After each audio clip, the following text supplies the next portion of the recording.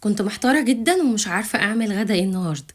كل المتوفر عندي كان كيلو من اللحمة المفرومة وشوية من البطاطس وشوية من البصل. فكرت وقلت يلا أنا هعمل الوصفة دي، وعملتها وجهزتها مع الرز الأبيض، وكان طعمها لذيذ جدا وكان غدا حلو قوي وسهل ومخدش مني أي وقت خالص. شوية من الكفتة مع شوية من البطاطس وعدى اليوم. يلا بينا هنجهزها سوا، وما تنسيش تعملي سيف للوصفة دي علشان ان شاء الله واكيد هتحتاجيها. بصوا، لذيذة جدا ومش تاخد منك وقت. اول حاجة انا عندي بهارات: معلقة من الملح، معلقة من السكر، معلقة من الفلفل، معلقة من البابريكا، معلقة من بهارات السبعة، ورشة من القرفة على كيلو من اللحمة المفرومة، وفصين من الثوم مفروم ناعم، وعندي بصلتين كبار مفرومين برضو ناعم، وشوية من البقدونس. هعجن كل ده مع بعض لغاية ما يتماسكوا معايا. تمام، هندخلها التلاجة شوية. بعد ما دخلناها التلاجة هنجيبها كده ونبتدي نكور فيها كور صغيرة على قد حجم الليمونة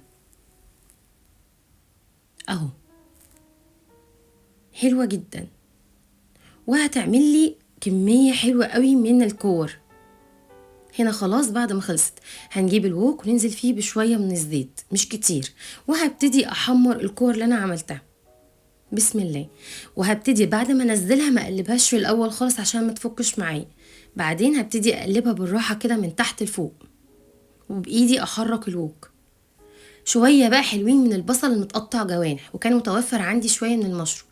هنزل عليهم بمعلقه صغيره من الفلفل الاسود، ومعلقه صغيره من الملح، ومعلقه صغيره من الكمون. وهبتدي اقلب كل الكلام ده على نار متوسطه.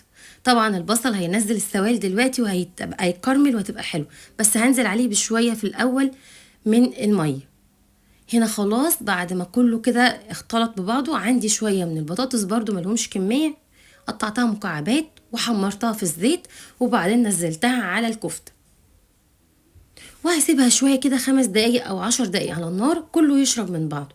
خلصت الوصفه. بصوا ما شاء الله، عملت لي كميه محترمه. وطبعا قدمتها مع الرز الابيض. حابين تاكلوها كده في عيش براحتك. وهبتدي ازينها بحاجه بسيطه خالص من البقدونس. وصفه سهله، وبصراحه كنت محتاره فعلا اعمل ايه. جربيها وبجد الكل هيحبها. وبالهنا والشفا مقدما. باي باي.